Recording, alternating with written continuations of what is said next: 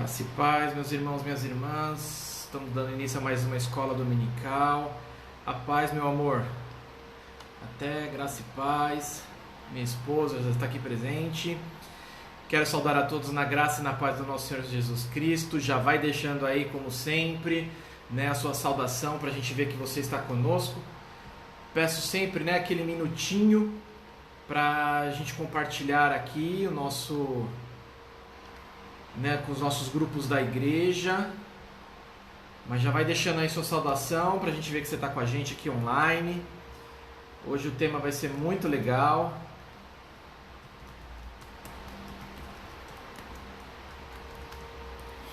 Deixa eu acabar de compartilhar aqui com os grupos da igreja.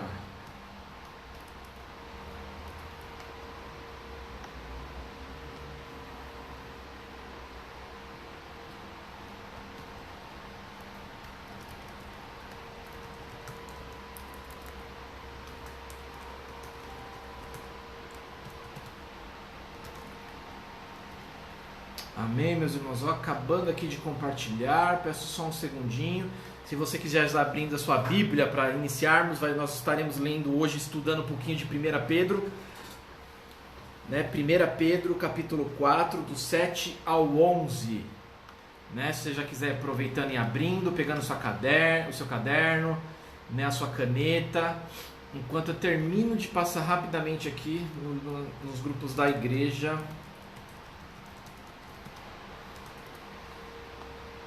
Vai abrindo aí a tua Bíblia, pegando o seu caderno, pegando aí a sua caneta.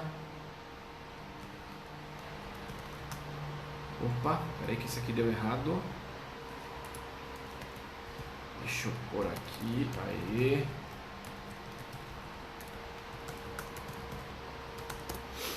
Amém, glória a Deus. Acabei aqui. Quero saudar a todos, vai deixando aí sua saudação para a gente ver que você está chegando. Deixa eu ver quem já está aqui. Seu Hernani, graça e paz, bom dia. Bom dia, Sil, graça e paz. Como é que você está? Você, o Pedrão, Augusto. Quem mais está aqui? Ninho, graça e paz, Manão. A paz do Senhor, glória a Deus. Louvado seja o Senhor, amém, meus irmãos? 1 Pedro... capítulo 4, versículos de 7 a 11. Hoje o tema que nós temos feito, decorrentes, em sequência, nós temos estudado sobre a questão da fé, da sabedoria que a fé nos proporciona. Estamos passando pela questão da presença do Espírito Santo na vida da igreja. Nós falamos o que é ser uma igreja cheia de Espírito Santo. Nós vimos o que é uma igreja... Tá travando, Sil? Você tá me ouvindo, Sil? Pessoal, se vocês puderem me responder só para confirmar aí se está travando mesmo. Aparentemente para mim aqui não, tá, Sil? Aparentemente aqui para mim não. Mas aí qualquer coisa vocês podem me informar aí, tá bom, igreja? Se está travando ou não, se está tudo ok, tá? Para mim pelo menos não está travando não. Certo? Então nós temos feito nessa sequência de estudos, ultimamente falando sobre a questão da presença do Espírito Santo em nossas vidas, na vida de uma igreja, como é que o Espírito Santo trabalha, qual que é o motivo, realmente do Espírito Santo estar em nossas vidas como igreja. Ei, Sil, e agora foi você, estava congelado. Amém. Mas você está me ouvindo, Sil? Que aqui aparentemente está ok, viu? Estou olhando aqui o computador que eu tenho, o celular está ok. E hoje, meus irmãos, nós vamos tratar um pouquinho sobre serviço, Por isso que é importante você estar aí, você compartilhar também esse link, Compartilhe o link aí se você puder, para a gente alcançar o máximo de pessoas, possíveis. Deixa eu já fazer isso também.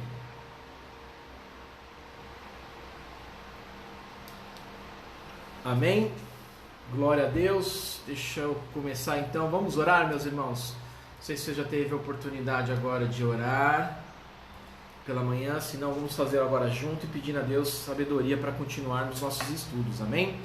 Feche os teus olhos onde você estiver aí. Senhor, nosso Deus, nosso Pai, nós queremos te agradecer, Senhor, por mais esse dia, por mais esse tempo que o Senhor preparou para cada um de nós, ó Pai amado, estarmos aqui recebendo a Tua palavra, crescendo nela, Pai amado, sendo alimentados, ó Pai amado, e ao mesmo tempo desafiados, meu Pai, a percebermos como muitas vezes, Senhor, temos tido uma vida incompleta, Pai amado, diante daquilo que o Senhor deseja de nós, ó Pai.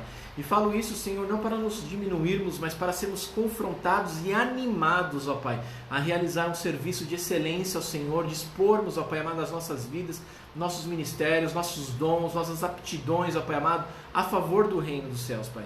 Por isso, em nome de Jesus, ó Pai, que o Senhor nos conduza em entendimento, em sabedoria, nos faça crescer, nos faça, Pai amado, a cada momento, Senhor, Deus, crescermos em Tua vontade, de estarmos no centro dela, Pai amado, porque nós bem sabemos que, Pai amado, é verdade, quando lá ali nós estamos, ó Pai, nós entendemos, ó Pai amado, a Tua real, perfeita e agradável vontade, Pai amado, se cumprindo em cada um de nós. A Tua igreja se transforma numa igreja saudável, nós impactamos, ó Pai, as regiões onde nós estamos. Por isso, Senhor, cada um, Pai, desde já nós oramos que cada um consiga entender a mensagem hoje, o estudo hoje, que cada um de nós consiga, Pai amado, perseverar, persistir, ó Pai amado, no dom que nos foi confiado e exercê-lo com alegria para a glória do Senhor.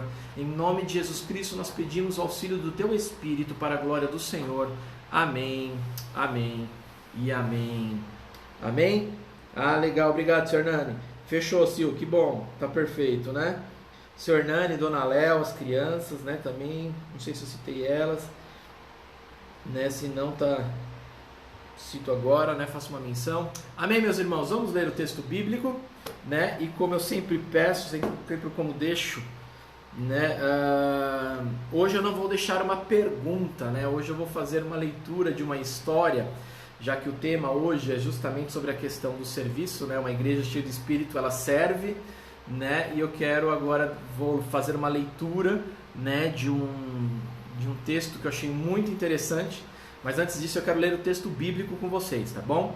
Então é 1 Pedro, capítulo 4, versículo 7 em diante, diz assim o texto bíblico: o fim de todas as coisas está próximo, portanto sejam criteriosos e sóbrios para poderem orar. Acima de tudo, porém, tenham muito amor uns para com os outros, porque o amor cobre a multidão de pecados. Sejam mutuamente hospitaleiros, sem murmuração. Sirvam uns aos outros, cada um conforme o dom que recebeu de Deus, como encarregados de administrar bem a multiforme graça de Deus. Se alguém fala, fale de acordo com os oráculos de Deus. Se alguém serve, faça-o na força que Deus lhe dá, para que em todas as coisas Deus seja glorificado por meio de Jesus Cristo, a quem pertence a honra, a glória e o domínio para todos sempre. Amém, amém e amém. Amém, meus irmãos. Quero então começar a contar essa aula contando uma história. Você possivelmente já deve ter ouvido, mas como a gente vai falar um pouquinho sobre essa questão de serviço, né, então eu queria começar com ela, né, bem interessante. Diz assim essa história: havia um trabalho importante a ser feito, tá? E essa história ela vai relatar 4 pessoas. O nome dessas 4 pessoas são todo mundo, alguém, qualquer um e ninguém, tá? A quarta. Então, ou seja, o nome dessas 4 pessoas que estarão na história é todo mundo, alguém, qualquer um e ninguém. Então havia um trabalho importante a ser feito e todo mundo tinha certeza de que alguém o faria. Qualquer um poderia ter feito, mas ninguém o fez. Alguém zangou-se porque era um trabalho de todo mundo.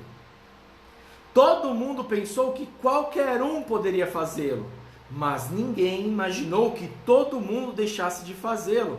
Ao final, todo mundo culpou alguém, quando ninguém fez o que qualquer um poderia ter feito. Interessante essa história, né? Interessante e muito engraçado. Então, os 4 personagens da nossa história, né, se chama todo mundo, alguém, qualquer um e ninguém. Né? Vou ler de novo rapidamente só para você fixar isso aí, né, na tua cabeça. Havia um trabalho importante a ser feito e todo mundo tinha certeza de que alguém o faria. Qualquer um poderia ter o feito, mas ninguém o fez. Alguém zangou-se porque era um trabalho de todo mundo. Todo mundo pensou que qualquer um poderia ter feito, poderia fazê-lo, mas ninguém imaginou que todo mundo deixasse de fazê-lo. Ao final, todo mundo culpou alguém quando ninguém fez o que qualquer um poderia ter feito, né? Isso é a gente fazer uma relação aqui dessa história com muitas vezes o serviço na igreja, né? Sem a gente precisar aqui, né, colocar o nome de ninguém, porque a nossa intenção não é, né, constranger ninguém, mas a moral dessa história é que no serviço comunitário, né, não se pode deixar de fazer as tarefas contando que alguém fará, né? Nós sabemos que Cristo nos chama para que todos nós pudéssemos e possamos fazer uma obra, né, de excelência, porque todos nós recebemos um dom, todos nós recebemos, né, um ministério por parte de Cristo, seja ele qual for. Amém? Você compreendeu essa história aí? Amém, meus irmãos? Deixa eu fazer então aquela pastoral e a gente começa o estudo então, né? Tem muita coisa interessante para a gente entender o que o apóstolo Paulo está dizendo, mas eu quero começar com a pastoral, né, nesse segundo ato agora, pastoral. O texto bíblico dessa lição, igreja, ela é uma instrução pastoral. Então essa carta, ela não é uma carta que vai querer doutrinar, não vai querer, sabe, falar de problemas. Na verdade é uma carta pastoral, né, de cuidado, de tratar da igreja, né? E então Pedro envia essa carta, né, para sua comunidade, que é como uma forma de uma carta pastoral, né, para a comunidade dos primeiros cristãos e cristãs. Essas cartas, igreja, elas eram a forma usada pelos apóstolos, né, para eles continuarem o processo de discipulado, né, motivando, animando, encorajando as comunidades, né, a sempre persistirem, né, naquele que era o projeto de Jesus, né. O objetivo principal dessa epístola é animar os seus leitores, né, a manterem em meio às aflições e às perseguições que estavam acontecendo naquela época, né, eles continuarem, eles persistirem, eles se alegrarem a ter uma conduta pura, né, uma conduta digna daqueles que professam a fé em Jesus Cristo, né? E aí você pode ver aqui do capítulo 1, capítulo 2, capítulo 3, capítulo 4, muitas disso vai ser falado, muito disso vai ser, né, mencionado para essa comunidade que o apóstolo Pedro está mandando essa carta, né? Pedro relembra na carta a vocação cristã, ou seja, o chamado de Deus para a vida daqueles que servem a Cristo, né? E a misericórdia divina para com a vida humana, regenerando pelo sacrifício de Cristo daqueles que creem. Ele alerta sobre a necessidade da igreja de viver a santidade, de aproximar-se de Cristo e viver nele, né? Ou seja, viver aquilo que ele nos ensinou, né? Daquilo que ele nos falou, de proclamar as virtudes do Senhor e de exortar também a vida cristã, né, dando conselhos específicos, em especial aos anciãos e os jovens, né? Interessante isso.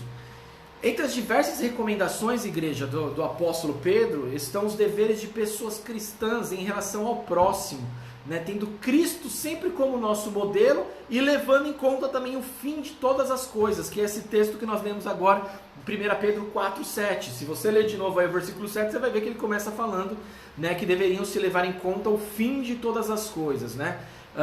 E esse fim de todas essas coisas, que pode significar a volta de Cristo, mas também tem uma conotação, né, que pode ser traduzido por um objetivo, né, que o fim de todas as coisas, ou seja, o objetivo final, né, então isso não está muito claro, isso não está muito decidido, assim, o termo que o apóstolo Pedro usou, né, então, ou seja, ele pode sim estar se referindo, né, como ele diz aqui, ó, o fim de todas as coisas está próximo. Ele sim poderia estar dizendo, né, da volta de Cristo, como também ele poderia estar dizendo assim, olha, porque o fim de tudo que nós fazemos, né, aí você lê o texto, você vai entender também que ele está dizendo, é para a glória de Cristo, né, para a glória de Deus, né? Então, mas nas duas possibilidades desse texto, né, a gente entende que o mundo está se movendo em direção, né, ao seu objetivo final. E antes de tratar do serviço como uma das atividades cristãs e desenvolver, né, para preservar a vida com Deus diante da proximidade do fim, Né? O apóstolo Pedro, ele vai tratar sobre duas questões. Interessante a gente pensar sobre isso. Então, o fim de todas as coisas, ou da volta de Cristo, ou então o fim, né? Onde tudo vai culminar, onde tudo vai acabar, tudo aquilo que a gente faz, né? Vai acabar, vai culminar na questão da oração, né? E do amor. Se a gente ler, por exemplo, lá de novo, versículo 7, ao mesmo tempo que ele fala que todas as coisas, né, está próximo do fim, ele vai dizer assim, ó, sejam criteriosos e sóbrios para poderem orar. Sejam criteriosos e sóbrios para poderem orar.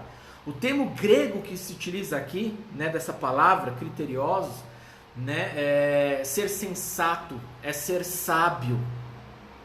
Né? Então, o apóstolo Pedro está nos chamando a orar de uma forma criteriosa, de uma forma sensata, de uma forma sábia. Né? Isso expressa o conhecimento de como viver corretamente, né? De como viver corretamente e ao mesmo tempo com disciplina e autocontrole. Então, ou seja, quando ele fala de viver uma vida, né, sejam criteriosos e sóbrios, ele está dizendo assim, olha, orem de uma forma sensata, sábia, né, com disciplina, com autocontrole daquilo que vocês estão fazendo, para configurar a vida cotidiana de acordo com o que você está professando. Né? Isso a gente já falou muito sobre isso, né, que nós somos cristãos não somente no domingo. Né? Muito pelo contrário, a fração menor da nossa vida cristã é justamente dentro do culto. Né? Mas a grande fração da nossa vida é mostrarmos que somos cristãos, né, justamente no decorrer da semana, em tudo aquilo que a gente faz e a gente realiza. Né? Então, ser sensato para orações significa, portanto, reconhecer a importância decisiva, né, das orações para a vida correta no tempo de Deus. E então realmente orar. Mesmo diante da ideia, igreja, de que Jesus voltaria por aqueles dias, né, eles não deveriam perder a sobriedade, mas se manter íntegros naquela dura realidade. E o que é sobriedade? Você pode me dizer, pastor, o que significa sobriedade? É ser uma pessoa equilibrada, né? Ser uma pessoa cheia de moderação, de temperança, de equilíbrio, né? Fruto do Espírito. Então vocês devem viver uma vida em Espírito. Né? Você vê como a palavra ela vai se encaixando, como a palavra ela vai, olha, pode ser o apóstolo Paulo que falou, mas o apóstolo Pedro está falando a mesma coisa, porque o Espírito é um só. Né? Então é interessante a gente pensar nessa noção de vivermos uma vida de sobriedade, né? De equilíbrio, né? Inclusive quando nós estejamos orando, né? Ou realizando algum serviço para Deus.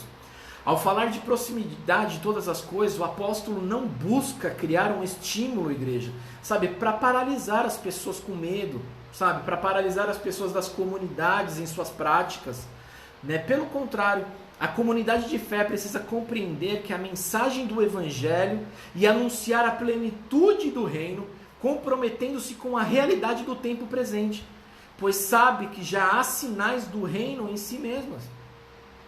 Tanto que lá no versículo 8 ele vai dizer assim, ó, acima de tudo, porém, tenham muito amor uns para com os outros. Né? Assim como Paulo, Pedro, ele também estabelece o princípio, né, do amor, a primazia do amor. Qual que é a primazia do amor? É servir ao próximo. O amor se manifesta através do serviço ao próximo, não só de palavras. E por isso que tanto eu falo isso de novo. Você vai falar, pastor, mas você está repetitivo, porque eu tenho falado muito sobre isso. Né? É o amor em ação, o amor em movimento, porque não adianta, a nossa geração fala muito sobre amor, mas pouco faz em amor e por amor. Né? A gente fala muito sobre amor, se pensa muito sobre o amor, mas se age pouco em amor e por amor. Né? E é sobre isso muito que o apóstolo Paulo está dizendo, né? Lá no versículo 8. Acima de tudo, porém, tenham muito amor uns para com os outros. E assim como Paulo, Pedro estabelece essa primazia, né? Esse princípio do amor.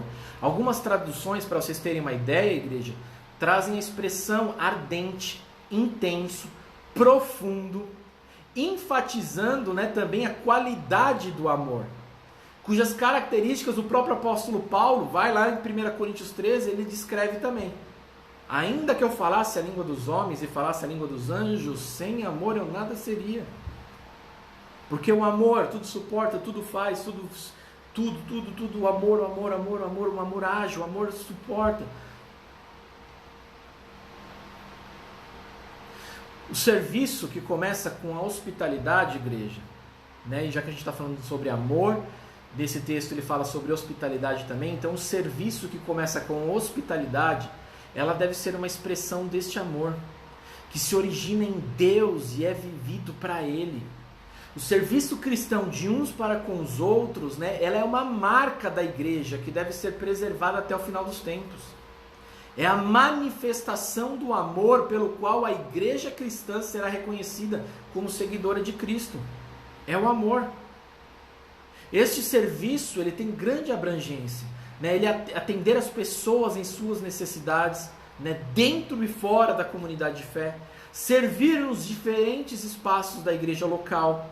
Né? Lembra do que a gente falou na semana passada sobre a questão do serviço? Né? Da importância de que todos nós somos, né, chamados e concedidos, Deus nos concede, né, um dom para realizar um serviço na igreja. Né? Abrir-se à hospitalidade, recebendo com alegria as pessoas, né, no ambiente da igreja local e das casas, por exemplo, nas células, né, de ter essa alegria, esse amor em ação, ao ponto de receber essas pessoas aqui na igreja. Então, por exemplo, nós recebemos um visitante, né? A obrigação é do pastor acabar o culto e ir lá falar com a irmã. Não, nós precisamos ser uma igreja hospitaleira, né? Uma igreja que recebe, e eu tenho um compromisso com isso, eu tenho, né, essa obrigação, entre aspas, porque não é uma obrigação, é algo que deve ser vivido, né, de coração, com amor, né, de ir lá e fazer com que aquela pessoa se sinta, né, bem acolhida, bem recebida, né? Então nós temos esse serviço dado por Deus a nós, né, de nos sermos hospitaleiros, né? E aqui eu coloquei então reuniões de pequenos grupos, células, né, cultos, nos encontros societários, né, e também acolhimento de missionários e missionárias, quando for o caso. Nós já fizemos isso na nossa igreja, né, sempre através de ações e através da palavra de Deus. Então pense sobre isso, sobre esse serviço que nós estamos prestando, né? Tem demonstrado amor, né, às pessoas. Nós vamos falar durante o estudo que o apóstolo Pedro se preocupa muito, né, com aquelas pessoas que servem, né, para vanglória própria, para que sejam reconhecidas, né, para que tenham o seu nome estampado, né? Tanto que nesse próprio texto, já faço aqui até adianto um pouquinho, ele vai dizer, né, irmãos, ele vai dizer assim: olha, tudo seja para a glória de Deus, né, para a glória de Cristo, né? Então não pode ter vanglória nenhuma, mas nós, através da nossa sobriedade, através de sermos, sabe, pessoas equilibradas, cheias do Espírito Santo, gerando fruto do Espírito Santo, que é o equilíbrio em nossa vida, né, nós começamos a exercer essa função não mais por obrigação, mas porque nós amamos e recebemos o amor de Deus. Nós manifestamos esse amor através do serviço de alguém. Amém? Quero pedir licença aí ao seu Hernani, a Silvia e a Thelma, que estão desde o começo. Graça e paz, Rô. Graça e paz, Samira. E eu quero ler de novo aquele texto que eu achei bem interessante, né? Nós estamos falando hoje sobre serviço. Presta atenção nele, porque tudo isso está culminando a respeito desse texto que eu li aqui, tá bom? Então peço licença a vocês rapidamente que já ouviram, para vocês que não ouviram agora prestem atenção, tá? A história passa com 4 pessoas. Essas 4 pessoas se chamavam todo mundo, a segunda alguém, a terceira qualquer um e a quarta ninguém, tá bom? Então a história diz assim, que havia um trabalho importante a ser feito e todo mundo, que era uma pessoa, tinha certeza de que alguém o faria. Qualquer um poderia ter feito, mas ninguém o fez. Alguém zangou-se, né, porque era um trabalho de todo mundo. Todo mundo pensou em qualquer um, né, e todo mundo pensou que qualquer um poderia ter feito, mas ninguém imaginou que todo mundo deixasse de fazê-lo. Ao final, todo mundo culpou alguém quando ninguém fez, né, o que qualquer um poderia ter feito, né? Então, a importância de pararmos e pensar se nós não estamos sendo um desses personagens, né? Quem é você? Né? O qualquer um, né? O algum, aí, o alguém, desculpa. Né? Eu quero pedir a Deus que não seja nenhum de vocês, né, se encontrem nessa história. Amém, meus irmãos? Então, depois dessa pastoral, eu quero começar a estudar. Pega aí sua caneta aí agora, né? Pega aí a sua Bíblia, 1 Coríntios 4:7. Eu quero começar agora a tirar alguns pontos bem legais desse livro, né? Como a gente sempre faz, começar pelo contexto e depois a gente vai falando sobre o que esse texto está dizendo, tá? Então, 1 Pedro 4:7, do 7 ao 11, tá? Praticidade e conforto, igreja, são tidos atualmente como elementos essenciais da vida, né? Praticidade e conforto.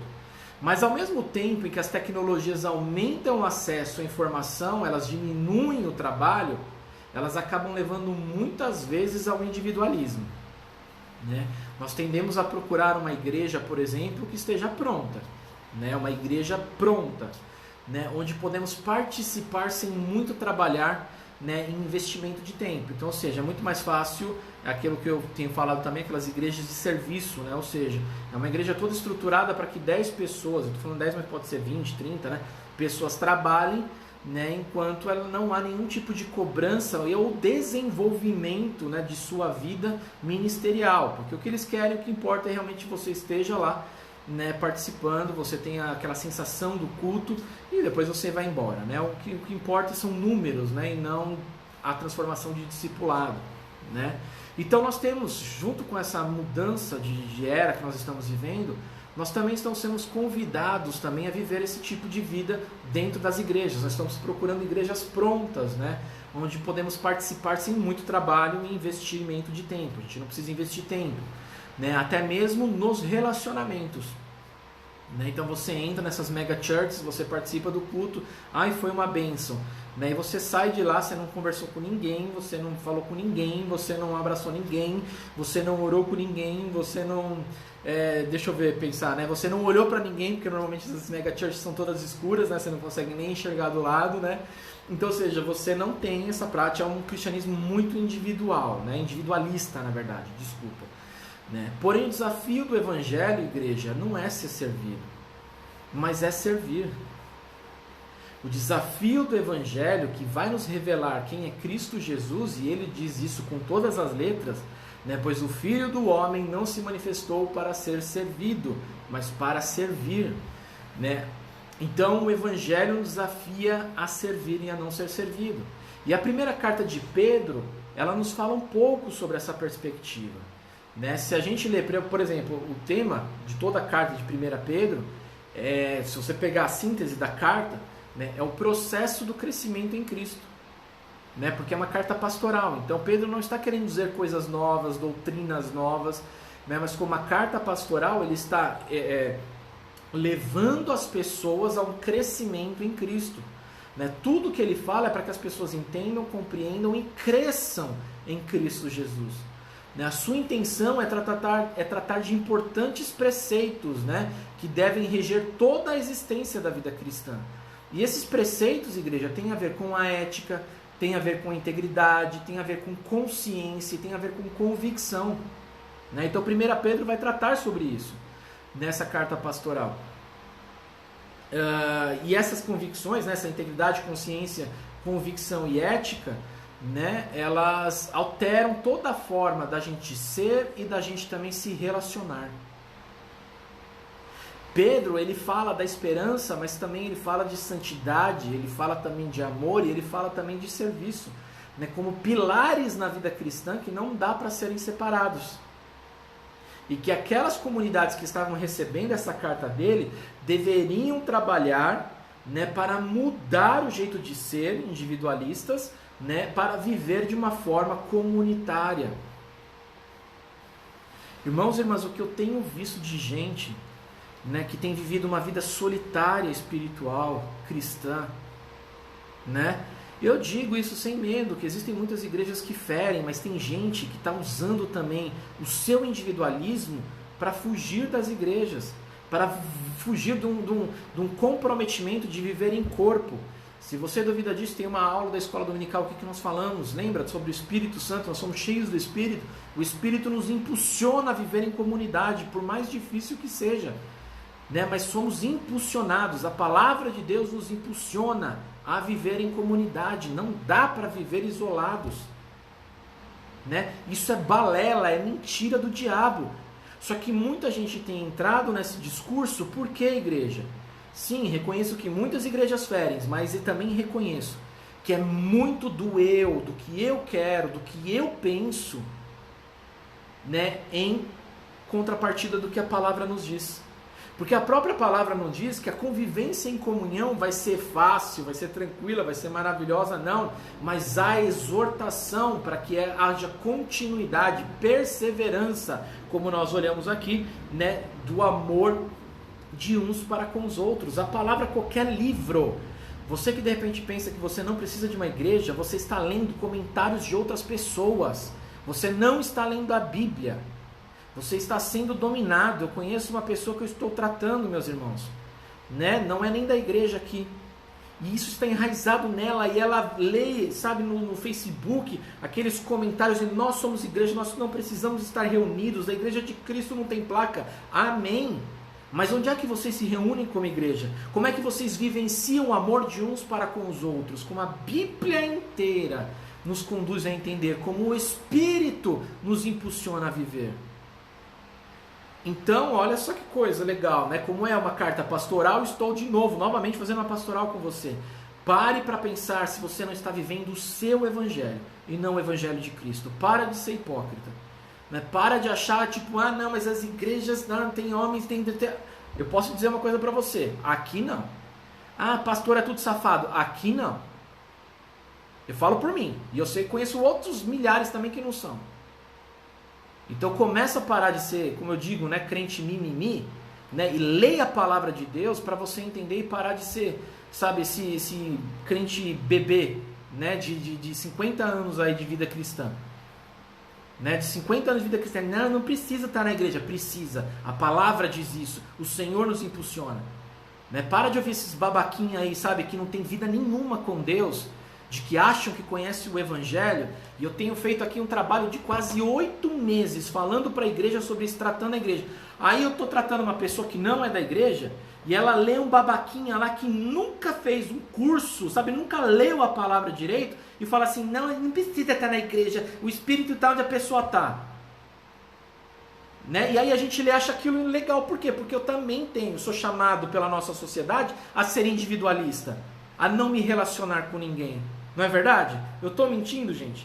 Diz pra mim se eu estou mentindo. E aí o discurso, tem um babaquinha falando isso pra mim, o discurso cai como uma luva pra mim. Ah, eu também penso igual a ele. Ah, esse cara é de Deus. Vai, irmãozinho. Vai na dele, irmãzinha. Vai nesses babaquinhas aí, sabe? Que não entende nada, porcaria de Bíblia. Né? Que coisa triste isso. Depois, continuando aqui, meus irmãos. Traz preceitos, né, tem a ver com a ética, com a integridade, com a consciência e com a convicção, que alteram toda a forma de ser e de se relacionar, porque até nisso a palavra de Deus vai nos transformar. O jeito como nós nos relacionamos com os outros. Né? Por isso que, por exemplo, o pastor da Igreja Metodista Central de Diadema fala sobre ética cristã. Né? E eu digo mesmo, qual foi a última vez que você ouviu falar sobre isso? Porque o nosso comportamento precisa glorificar Cristo. O nosso envolvimento precisa glorificar Cristo. Então não é só o que Deus tem feito em mim, mas o que Deus tem feito através de mim. O que Deus tem feito, sabe, no meu relacionamento com a Rosângela, né, com a Samira, com a Sandra. Sandra, graça e paz, minha irmã, bom dia. Né? Como que Deus tem transformado isso? Né? Por isso que, de novo, não cabe você dizer lá na sua casa, no seu quarto trancado, dizendo, né, não, eu não preciso de igreja, não preciso de comunhão, não preciso de relacionamento. Fica fácil, irmão, você está servindo o seu próprio ego. Então esse capítulo 1, igreja, né, de toda a carta do apóstolo Pedro, ele apresenta as pessoas. Né? Se você ler o capítulo 1, você vai ver que ele está falando sobre as pessoas. Para quem é essa carta? Né? E lá no capítulo 1 ele vai dizer que é para os forasteiros da diáspora, né, no Ponto, forasteiros da diáspora no Ponto, na Galácia, na Capadócia, na Ásia e na Bitínia, né, lá 1 Pedro 1:1, você pode ler lá se você quiser. Esses são os destinatários dessa carta do apóstolo Pedro, né, e alguns destes lugares, igreja, não pense você que eram grandes mega churches, né, mas eram alguns destes lugares, são pequenos vilarejos, pequenas aldeias. Né? E assim é possível perceber que a mensagem de Jesus era pregada em todo canto, né? Não somente nas metrópoles, mas também no interior. Né? Se você participou da célula quarta, eu tive o privilégio de ministrar na célula quarta-feira, e eu falei sobre a perspectiva de João Batista pregar no deserto. João Batista, filho de um sacerdote, poderia ter assumido o sacerdócio ali, né, do templo, porque era por gerações, né, mas ele rompe com tudo aquilo e vai para um lugar improvável, que era o deserto, um lugar chamativo à dificuldade, à dureza da vida, porque deserto tem essa conotação, anunciar o quê? Anunciar a vida, anunciar a esperança. Né? Então Deus age no improvável, e é muito parecido com isso aqui. Né? Alguns desses pequenos lugares, vilarejos, aldeias, né? E assim é possível perceber que a mensagem de Jesus era pregada em todo canto, não somente nas metrópoles, mas também no interior, porque toda a vida para Cristo importa. Né? Eu não estou dizendo nada aqui do Black Lives Matter não, tá, gente? Pelo amor de Deus. Eu falei isso agora, me veio na cabeça, as pessoas vão falar, não. Não é nada disso não, tá? A carta sinaliza que os novos seguidores da fé, igreja, são estrangeiros e peregrinos, né? Forasteiros, e estão dispersos nessas localidades. Você vai falar assim, pastor, o que é a diáspora? A diáspora, meu irmão e minha irmã, se você quiser anotar isso na tua Bíblia aí, é importante. A diáspora é a perseguição que acontece. Então imagine vocês, e aí é uma coisa muito linda da gente entender como Deus, ele age de uma forma que muitas vezes não cabe à nossa compreensão. E isso leva para as nossas vidas esse amadurecimento que o apóstolo Pedro está colocando nessas cartas. Por exemplo, Cristo morre. Cristo morre, os cristãos então têm paz. Os cristãos começam a viver de uma forma tranquila, sossegada, maravilhosa, né, comendo ali, sabe, frutas debaixo da árvore. Não, eles são perseguidos. E essa perseguição leva à diáspora. A diáspora, os cristãos são espalhados na face da terra. Né? Então, ou seja, se eles ficassem ali em Jerusalém, muito provavelmente eles seriam mortos, né? Então o que acontece com o Evangelho? Olha o que Deus faz, que coisa linda, né? Através de uma coisa que pode parecer horrível, e foi horrível na verdade, que foi a perseguição, Cristo usa essa diáspora e espalha, né, o cristianismo em toda a terra. Então, por exemplo, olha, para viver, eu não posso mais permanecer aqui em Diadema porque está tendo perseguição. Então eu vou lá para o interior, né, e começo ali a pregar sobre Jesus Cristo. Começo a servir Jesus Cristo espalhado nos 4 cantos da terra. E assim os discípulos começam a cumprir o que Cristo disse: ide e fazer discípulos em todas as nações, né, em todas as terras, aonde tiver gente, vocês vão falar, né, sobre mim. Então, assim, pastor, por que você fala isso com a gente? Porque muitas vezes nós passamos por dificuldades na vida, né? Mas se a gente continuar, se a gente perseverar, se a gente, né, nos mantermos diante da fé, você pode ver que Deus vai usar, meu irmão, da sua graça e sua misericórdia para transformar aquilo, né, em algo que vá glorificar Ele mesmo. Né? Isso é tremendo. E é neste caso que acontece. Então o apóstolo Pedro vê muitas dessas comunidades espalhadas, pequenos vilarejos, e diz assim, eu preciso cuidar também, né, desses pequeninos, desses grupos pequenos, não só das grandes capitais, né, como por exemplo o apóstolo Paulo faz. E isso não é comparativo, tá, irmãos? Eu quero glorificar a Deus porque tanto as grandes cidades como as pequenas foram cuidadas, né, pelo povo de Deus nessa época, né? Mas o apóstolo Paulo, por exemplo, ele já anda em grandes cidades. Ele andou em Roma, né, ele andou em Jerusalém, ele andou em Corinto, né, em Éfeso, em grandes cidades, né? Mas então a carta, ela está falando, né, que foi feita então para os forasteiros, né, da diáspora, né? A carta sinaliza que os novos seguidores da fé, igreja, são estrangeiros, peregrinos e forasteiros, e estão dispersos nessas pequenas cidades, nessas pequenas comunidades do interior. Essa realidade salta aos olhos, né, porque o peregrino, se a sua Bíblia tiver peregrino aí, né, ele quer dizer estrangeiro residente. Ou seja, alguém que tinha permissão para residir nessas pequenas vilas, né, e cumprir os deveres dessas vilas também, mas sem direitos de uma pessoa cidadã.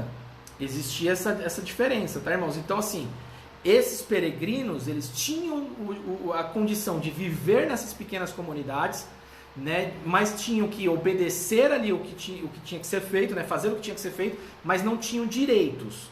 Né, pastor, exemplifica isso um pouquinho para ficar um pouco mais fácil. É mais ou menos assim, meus irmãos e minhas irmãs. Imagine você. Eu, por exemplo, não nasci em Diadema.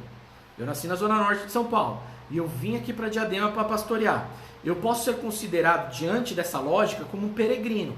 Então, ou seja, eu venho para cá, eu trabalho aqui, mas se eu precisar usar o SUS daqui, ou uma UPA, ou uma UBS aqui de Diadema, eu não posso, eu não tenho direito. Deu para entender? Ficou um pouco mais claro? Então essa é a condição do peregrino, né, que o apóstolo Pedro está enviando essa carta, né, para esses peregrinos. Pessoas que se espalharam pela diáspora, foram a essas pequenas cidades, não tinham direito, mas tinham deveres e eram permitidos eles permanecerem ali diante disso. Mas também a carta de Pedro fala à igreja sobre os forasteiros. E os forasteiros, né, eram literalmente estrangeiros sem licença para permanecer naquele país ou naquela cidade e que não possuíam nenhum direito. Né? Ou seja, estavam em piores condições do que os peregrinos. Porque eles não tinham nem direito de trabalhar, nem tinham a condição de trabalhar, porque eles não poderiam estar ali. Amém? Aqui nós estamos realizando com a Thaís um trabalho lá na Igreja da Luz, né, com forasteiros. Se a gente usar essa mesma lógica, tá, da Bíblia, né, de pessoas haitianas, venezuelanas, né, e nós estamos adotando as crianças delas, né, adotando no sentido de enviar para elas, né, presentes de final de ano, né, roupas. Vocês viram que a Thaisinha colocou no domingo passado, já conseguimos diversas pessoas para trabalhar com isso, né? E por não ter uma identidade, por não ter né, certas condições, a Sil acho que pode até falar melhor do que eu nessa questão, Sil, elas têm poucos direitos, né? Eu não sei, Sil, se você puder me ajudar, não sei nem se elas têm condições, por serem forasteiras, né, pessoas que não têm nem a permissão de estar aqui, se elas poderiam usar o sistema do SUS. Não sei se elas podem, Sil, confirma para mim aí, talvez você possa me ajudar mais do que, né, como com a sua profissão aí que você tem desenvolvido, né, como assistente social. Mas seria mais ou menos isso que a Bíblia está querendo dizer. Então, o forasteiro nem permissão de estar aqui eles teriam. E é nessas condições os mantinham, esses pequenos grupos de cristãos que fugiram na diáspora, né, que mantinham eles na marginalidade social. E além de haver contra essas pessoas, né, muitas calúnias, difamações por parte de comunidade local. Muito do que acontece hoje. Não é verdade? Eu morava lá na Zona Norte, tinha um local lá no Jardim Brasil onde eu morava, muitos venezuelanos, né, muitos, bolivianos, né? Irmãos, e eles eram muito... Pode sim, né, Sil? Ah, obrigado. Tá bom, Sil. Mesmo não tendo nenhuma documentação, né? Mas então pode, não serve muito exemplo, né? Eu imaginei que não poderiam, mas tudo bem, melhor ainda, né? Se pode, né? Mas no tempo aqui da Bíblia não poderiam, tá? Eles não poderiam usar. E eles não eram bem vistos lá, os bolivianos, né? Eles eram criticados, eles eram difamados, eles não se envolviam, né, com ninguém da comunidade, porque a comunidade não permitia, né? Eles eram... Quantas vezes eu não vi gente chamando eles lá de fedidos, esse tipo de coisa. Então, assim como muitas vezes é hoje, naquele tempo acontecia também. Então, esses cristãos saíram pela diáspora, começaram a entrar em pequenas cidades, em pequenas vilas, viviam de uma forma marginal, né, muito pior, como a Sil está explicando aqui, né, muito pior do que hoje, porque eles não tinham direitos, né, os peregrinos sim, os forasteiros não, né, mas de estar no local, mas não de usufruir do que tinha ali, né? Então o desafio ao serviço do apóstolo Pedro, irmãos e irmãs, né, registrado nesse capítulo 4, ele encontra-se junto com um alerta sobre o fim de todas as coisas. E diante dessa proximidade do fim, né, ele alerta os cristãos e as cristãs que deveriam usar da sobriedade para orar. Diante de tanta dificuldade que vocês estão tendo, diante de tanta humilhação que vocês estão tendo, diante de tanta perseguição que vocês estão tendo, diante de tanta marginalidade que vocês estão sendo colocados, orem de uma forma sóbria. E lembra que eu falei lá na pastoral? O que é ser sóbrio? Equilibrado. Por que, meus irmãos? Faz mais sentido agora o texto do apóstolo Pedro? Porque imagine você nessa condição, e que muitas vezes são ensinados por igrejas aí, né, como eu disse, por esses babaquinhas aí, né, o que acontece? Não, irmãos, ora para Deus descer fogo do céu sobre esses não crentes. Não acontece isso? Pede para Deus matar esses caras aí que estão te perseguindo. Não é isso que está nos louvores hoje, muitos aí, irmãos?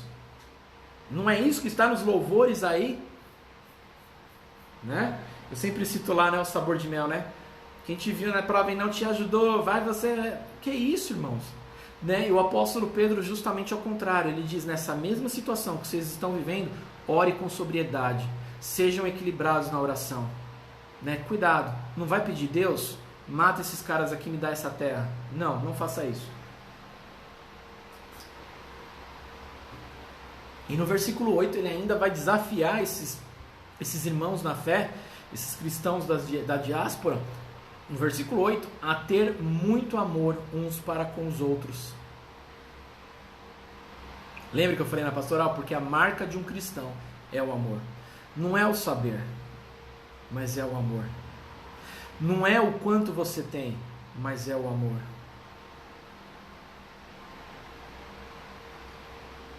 Então, considerando, meus irmãos, esses dois fatores, né, de orar sobriamente e de amar, de ter muito amor uns para com os outros, amém, Samira, não é verdade? Pois é, eu concordo com você, eu já vejo muito sobre isso, né, sobre Deus vai ser a sua vingança, Deus vai não sei o quê. Jesus nos ensina, irmãos, a orar pelos nossos inimigos, né, a orar pelos nossos, para matar eles, não. Para que eles se convertam, para que eles, encontrem a luz que Cristo pode iluminar a escuridão que eles estão. Né? Vamos lá. Sejam, depois então, diante desses dois fatores, de orar sobriamente, né, e de ter um amor uns para com os outros, ele continua no versículo 9. Sejam mutuamente hospitaleiros, sem murmuração.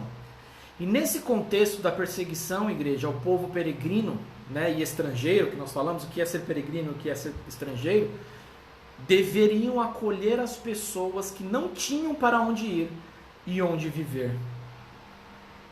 Sua vida e casa deveriam estar abertas para o amor. Ainda que perseguidos, humilhados, marginalizados, eles deveriam estar abertos a serem hospitaleiros contra toda, né, o fluxo normal de uma raiva e de uma ira que poderia nascer em nossos corações. O apóstolo Pedro diz assim, não, e se chegar outras pessoas na mesma condição, recebam ela na sua casa, deem a ela, né, o melhor, ofereçam a ela para entrar na sua casa, para ter ali um lugar de morada, né? Sua vida e casa deveriam estar abertas para o amor. Ser hospitaleiro, grifa aí se você quiser, meu irmão. Olha que interessante isso. Você sabe o que significa a palavra hospitaleiro? Eu vou lá no original, tá? Vou fazer aqui uma pesquisa etimológica para você entender isso. A palavra hospitaleira, ela vem do grego philoxenos. Philoxenos, com PH, se você quiser escrever, tá? Philoxenos, com X, xenos. É a junção da palavra filo. Você sabe o que é a palavra filo, igreja? Nós já estudamos muito sobre isso. O que é a palavra filo? Né? Amor. E xenos, que é estrangeiro ou estranho. Estrangeiro ou estranho. Então, filoxeno, amor ao estrangeiro. E que no português foi traduzido por hospitaleiro. Entendeu para entender? Então, olha a palavra grega, né, sendo traduzida, mas assim, filoxenos, a palavra hospitaleiro. Filos, amor, né, amor para com o próximo, e xenos, hospitaleiro, né, pessoas estranho ou estrangeiro, né? O que significa então essa palavra, gente? Hospitaleiros é traduzir o amor em ações. Tem a ver com mutualidade, tem a ver com respeito, com acolhida, com cuidado, tem a ver com atitudes necessárias para suportar as situações extremas, né, vividas por aquelas comunidades. Tem a ver com isso. E no versículo 10, para a gente adiantar um pouquinho, ele vai continuar dizendo assim: sirvam uns aos outros, cada um conforme o dom que recebeu. O serviço, ele é mais uma expressão do amor, tanto ao próximo como a Deus. Ele não está além das forças de quem o realiza, porque é feito a partir do dom, né, do presente que Deus nos dá, que é dado por Deus na sua multiforme graça, conforme serve o versículo. Esta expressão mostra que há diferentes dons e eles são distribuídos individualmente, como também o apóstolo Paulo vai confirmar isso em 1 Coríntios 12, Efésios 4, Romanos 12, né? Então existem vários textos que vão falar sobre essa questão, né? Como bons despenseiros, diz o versículo 10 também, né? E vem também do grego, bons dispenseiros vem do grego economos, né? Que significa governante ou gerente da casa. Hoje nós não temos mais isso, é diferente. Mas você lembra talvez numa novela que você assistiu, ou até num livro que você leu, que se remete aos séculos passados, né? Existia o casal, né? E eles tinham lá um governante da casa, um homem e uma mulher, né? Que ficavam responsáveis por cuidar da casa, né? Então vem desse sentido, né? Como bons despenseiros, ou seja, nós recebemos a graça, o dom, né? Nós recebemos algo da parte de Deus que Deus espera que a gente, com muita sobriedade, com muito amor, distribua, né? Faça com que as coisas continuem acontecendo, né? Então o dom não é só para você, e nós vamos falar daqui a pouquinho para evidenciar você, mas para que você haja em amor ao próximo, né? Para os teus próximos, para que você seja hospitaleiro com quem chega, para que você, sabe, demonstre em gestos e ações o amor, né? Então Pedro ele desafia, né, ao zelo, né, no servir, reconhecendo que o dom pertence a Deus e vem dele. Já no versículo 11 ele diz assim, ó, se alguém fale de acordo com os oráculos de Deus. Se alguém serve, faça-o na força que Deus lhe dá, né? A Rô escreveu aqui, ó, amor hospitaleiro, lindo. A Sil, rico tem até hoje, tem até aplicativo. Eu não sabia, Sil, juro que eu não sabia. Eu nunca mais vi, confesso que eu nunca mais vi, nem ouvi, né, esse tipo de coisa, né? Mas é interessante, né, que tem até aplicativo sobre isso, né? É a tecnologia. Né? Então lá no versículo 11 o apóstolo Pedro continua dizendo assim, ó, se alguém fale de acordo com os oráculos de alguém, de Deus, né? Fale de acordo com os oráculos de Deus. Se alguém serve, faça-o na força que Deus lhe dá. Esses exemplos, igreja, eles abrangem diferentes ministérios relacionados, né, à palavra e ao serviço em geral. Então estão relacionados à palavra e ao serviço em geral, e mostram duas características importantes no serviço do reino, né? Fidelidade e dependência. Fidelidade e dependência. Ninguém deve falar além ou aquém do que recebeu de Deus, né? A palavra oráculos é traduzida da palavra, né, no grego, que se refere aos pronunciamentos de Deus. O que é o oráculo, igreja? Né? Na visão mística da palavra oráculo, é, por exemplo, você vai se consultar com uma taróloga, você vai se consultar com uma mulher que lê as cartas, e lá ela consulta uma entidade superior e ela fala, ela revela aquilo que essa entidade superior está falando para você. Isso é um oráculo, né? Mas no sentido bíblico, é aquilo que o próprio Deus nos revela, tá? Então, ou seja, o apóstolo Pedro está dizendo assim, não falem mais do que o próprio Deus já revelou a vocês. Então, oráculos são palavras, né, mensagem que o próprio Deus nos disse, né? E isso era tão comum na época do Antigo Testamento. Eu vou dar um exemplo para vocês aqui. Vocês lembram quando Saul ele vai consultar, né, um espírita lá para Saul não, desculpa, Saul. Ele vai consultar lá, né, um feiticeiro, um adivinho, um espírita, né? E ele consulta porque ele quer saber de Samuel, que já havia morrido, se ele fosse para uma guerra, se ele teria vitória. Vocês lembram disso? E aí diz que essa entidade, né, revela àquela pessoa que ele foi buscar, né, aquele feiticeiro, aquele espírita, que eles iriam ganhar a guerra.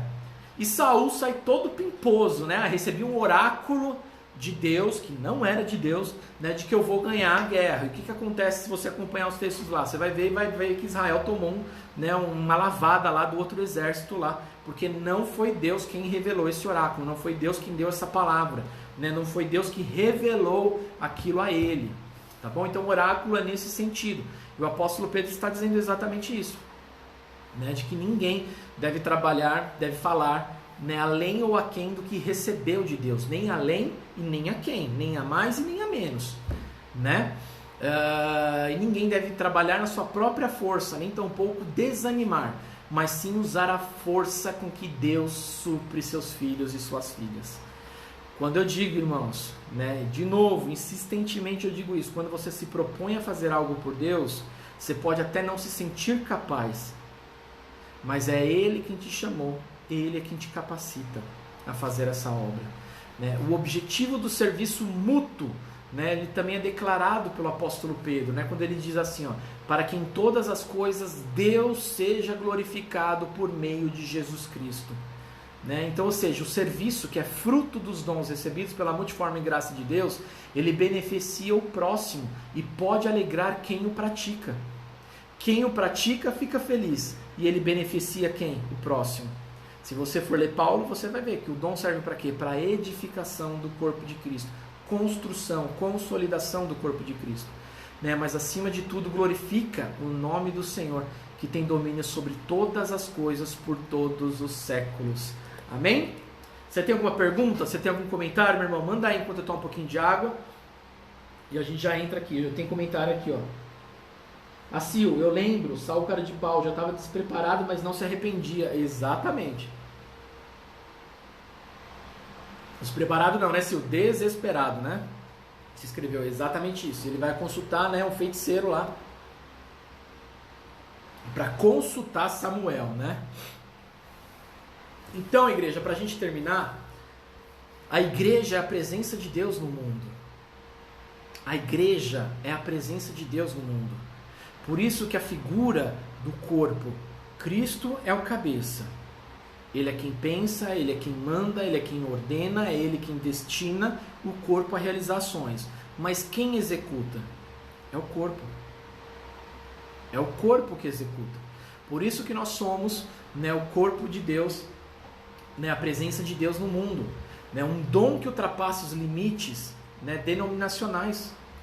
Por exemplo, não existe só dom aqui na igreja metodista. Imagina, né, existem todas as igrejas que pregam o evangelho, que vivem a Cristo, né? Ultrapassa limites geográficos, ultrapassam limites culturais, como a gente está vendo, né, como a gente está ensinando a igreja, né, a questão, por exemplo, dos cultos africanos, né, do jeito cultural deles de cultuarem a Deus, é maravilhoso. Né, e até ultrapassa também até as questões econômicas. Né? É esse corpo vivo que, pela compreensão da graça, né, e através da vida comunitária e do culto a Deus, né, que a gente adquire uma nova identidade e a gente promove uma inclusão em uma dinâmica, né, que pela presença de Jesus transforma pessoas que nem eram povos, como diz o texto de 1 Pedro 2, de 9 a 10, transforma pessoas que nem eram povos em povo de Deus. A convicção de que Deus está agindo nesse mundo dá ao seu povo sentido urgente da missão. Deus não quer, como eu disse no último domingo, que você precise fazer um curso de teologia para você pregar a palavra. Deus não quer que você faça, sabe, um curso. Não é que você de repente não possa fazer, mas tem gente que acha que tem que se capacitar. E a vida está passando. Aí daqui a pouco, quando você estiver com 60 anos, você vai dizer assim, mas e agora? Com mais, né? Graças a Deus nós temos exemplo de pessoas que ainda estão muito bem ativas com 60 anos. Mas eu estou dizendo em questão de tempo. Né? Quanto tempo muitas vezes a gente perde para servir a Deus? Né? Para colocar o nosso dom à disposição, né, da igreja e do serviço de Deus, né? A convicção de que Deus está agindo nesse mundo dá ao seu povo o sentido de urgência da missão, né? E a cada membro da família de Jesus, o Espírito presenteia com dons, que são oportunidades para o serviço do Senhor, igreja. Todos nós temos dons, todos.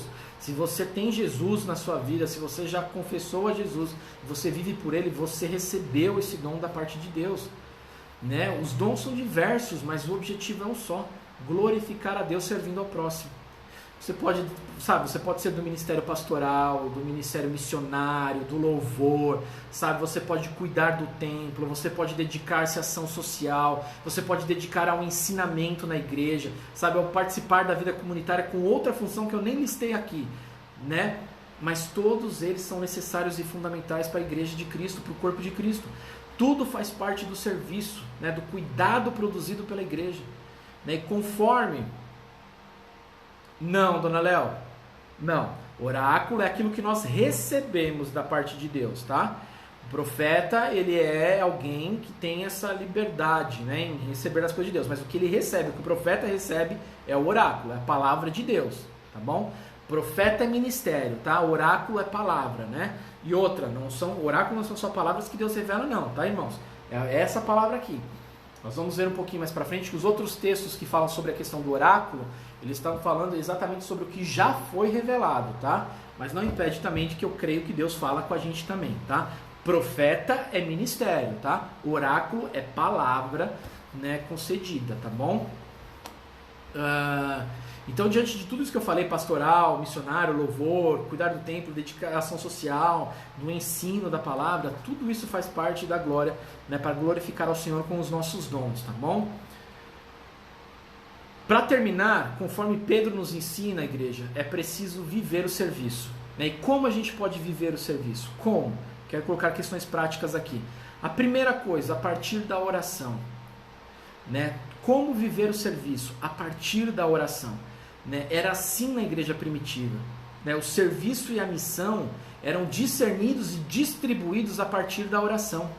Nenhum apóstolo fazia algo dizendo assim, não, eu sei o que fazer.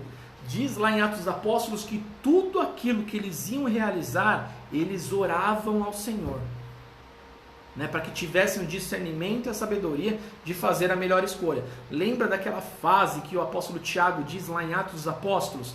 Eles oravam e depois tomavam a decisão e diziam, nos pareceu bem e pareceu bem ao Espírito Santo de Deus. Por quê? Porque eles oraram e eles criam que a vontade que eles estavam ali realizando era a vontade de Deus por causa da oração que antecedeu a decisão, né? Então a oração, né? Como nós precisamos viver o serviço? Primeira coisa, a partir da oração. Precisamos resgatar esse princípio, igreja. Muitas vezes, diante das necessidades da igreja, nós passamos mais tempo reclamando do que buscando soluções em oração, né? A oração feita criteriosa e sobriamente, lembra que nós falamos no começo? Né, nos fortalece a fé diante das necessidades e ela aponta o caminho para superar todas elas, usando os dons do serviço. Estamos com um problema na ação social. Como que a gente pode reverter isso? É criticando? É falando mal? Ou é orando para Deus nos dar o direcionamento, para Deus levantar pessoas para trabalhar isso? Amém? Segundo, tendo o amor como motivação, né? Como eu posso viver o serviço? Tendo o amor como motivação. O amor pelas pessoas, igreja, é fruto do amor de Deus. Né? 1 João 4, 7, 13 diz que eu derramei o amor sobre os vossos corações. Ele está acima de tudo e se expressa nos diferentes serviços, né? Como a hospitalidade, a ministração da palavra e outros. É o amor. Eu, quando prego, as pessoas falam, nossa, pastor, que pregação edificante. Glória a Deus. Né? E faço isso porque amo a minha igreja, amo a minha comunidade, amo ver as pessoas crescendo em Cristo Jesus para a glória do Senhor. Né? Então tudo que a gente faz, que o amor seja o princípio, né? A oração, o amor manifestando, né? E aí eu coloquei ensino, pastoreio, encorajamento, operação de milagres, né? Curei alguém para a glória do Senhor, né? Eu vou orar por cura por alguém, né? Evangelizando pessoas, né? O alvo do serviço sempre serão as pessoas, igreja, nunca vai ser você. Você tem um dom e isso nunca é para você. Se de repente você tem um dom profético, né, e só recebe coisas para você, tem algo errado. Ore a Deus dizendo, Pai, o que está acontecendo? Porque isso é antibíblico, não é o pastor que está inventando, isso é antibíblico. Pastor, eu tenho o dom de cura, mas eu só oro por, né, só curo a mim mesmo, né? Eu nunca vi isso, mas estou aqui imaginando. Né? Irmãos, tem algo errado. Pastor, eu tenho o dom da palavra, eu prego bastante. Irmãos, mas você está pregando para os outros, né? Você está só falando no espelho. Pastor, eu tenho o dom de amar, cuidar da igreja, sabe? De florir a igreja, de limpar a igreja, de servir a igreja. Seja com amor para os outros e para a glória do Senhor, né? Porque o alvo de todo dom, o alvo de todo serviço sempre será as pessoas, né? E o objetivo é glorificar a Deus. Sendo assim, se o que fazemos não for para trazer benefício para as pessoas e demonstrar a elas o amor de Deus, não tem valor, né? Terceiro, né, o que é preciso para viver o serviço? Oração, amor, né? E terceiro, tudo que nós vamos fazer para a glória do Senhor, né, para glorificar ao Senhor. Espera aí, acho que eu pulei um aqui. Desculpa. Terceiro, na dependência de Deus e fielmente a sua palavra. É preciso viver o serviço na dependência de Deus e fielmente a sua palavra. né? A fidelidade deve se manter naquilo que falamos em nome de Deus e também nas outras ações. Nós não devemos realizar nenhum serviço, igreja, que não seja direcionado pelo Senhor, pois Ele sabe com sabedoria distribuir os dons para que cada pessoa possa atuar em uma área específica, né? Compondo em outras o todo do serviço do reino, que se manifesta também na igreja. Assim nós trabalhamos na força do Senhor, reconhecendo que tanto a inspiração quanto a realização vem dele, conforme diz Filipenses 2, versículo 13, né? Que tanto o pensar quanto o agir procede de Deus. Quarto, para glorificar ao Senhor. Muitas vezes nos deixamos levar por motivações humanas e até egoístas, né? Exercendo um serviço na casa de Deus para as nossas realizações pessoais, né? Querendo fazer as coisas do nosso jeito, esperando o reconhecimento humano, né? E até nos aborrecemos, né? Quando ninguém nota o que fazemos. Mas o que fazemos é para o Senhor, é doador dos dons, Ele é o doador dos dons, é Ele quem opera tudo em nós e através de nós. Assim, para glorificar a Ele, igreja, nós precisamos trabalhar com humildade, né? E acolher as pessoas aceitando ajuda, aceitando ideias, crendo que assim como Deus nos usa, Ele também usa outras pessoas e tudo o que fazemos é para Ele.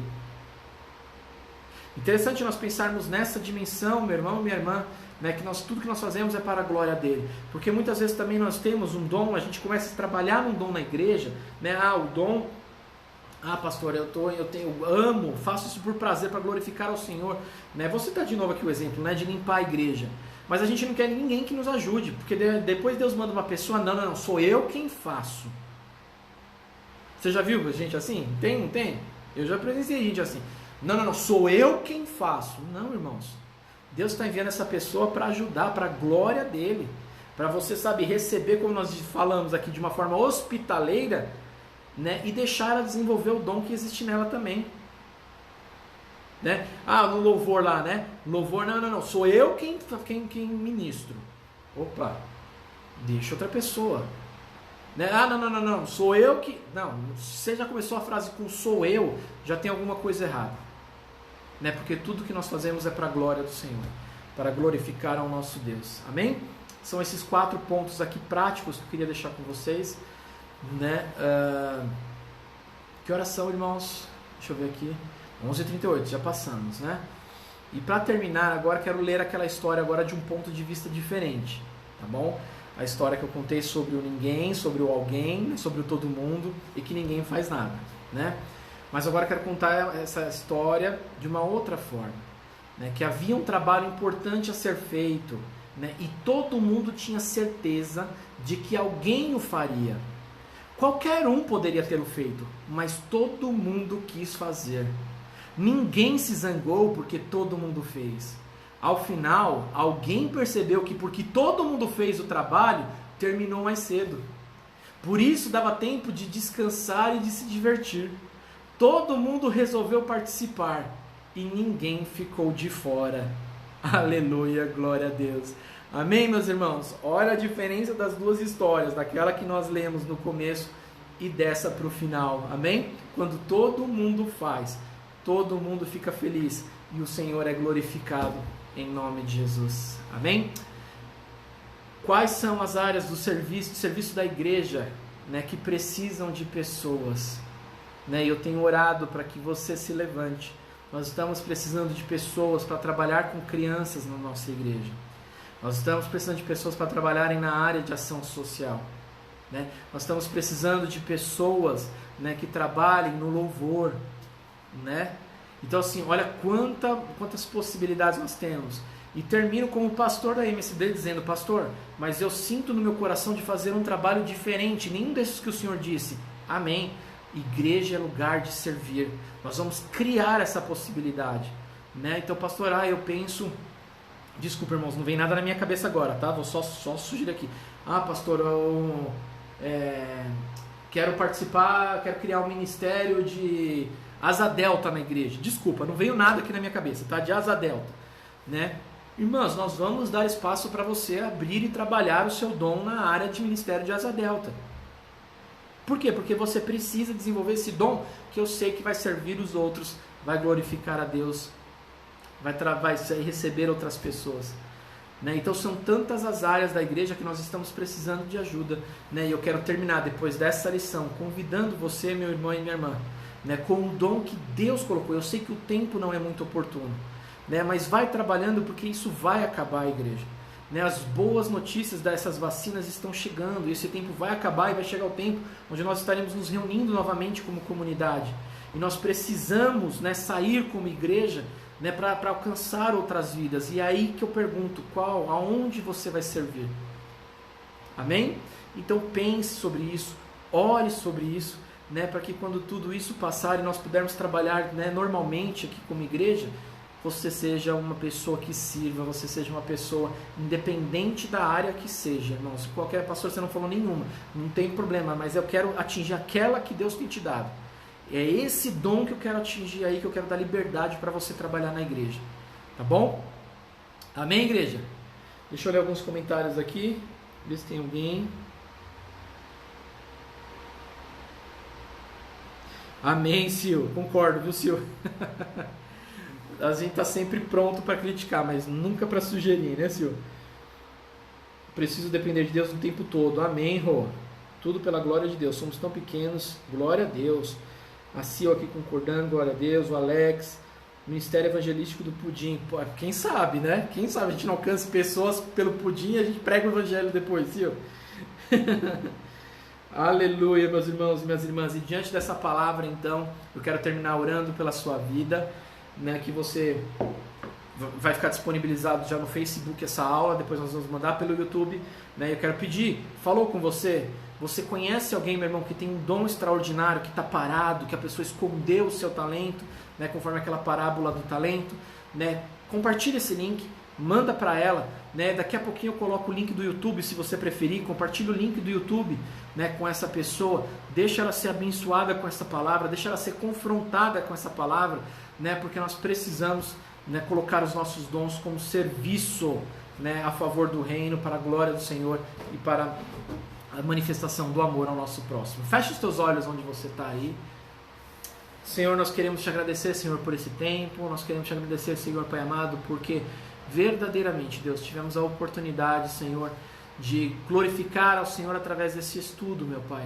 Um estudo que nos confronta, um estudo, Pai amado, que nos remete a pensar, um estudo que nos, Pai amado, vem de encontro, Pai, com a Tua vontade, o Teu querer, Pai, para as nossas igrejas. Eu não digo só a nossa, mas para tantas outras igrejas, meu Pai, que tem pessoas, ó Pai amado, cheias de talentos, cheias de dom, Pai amado, concedidas pela Tua graça, Senhor, mas que não encontraram ainda o espaço, que não encontraram de repente a motivação, ou Pai amado, que não querem, Senhor, colocarem à disposição do reino.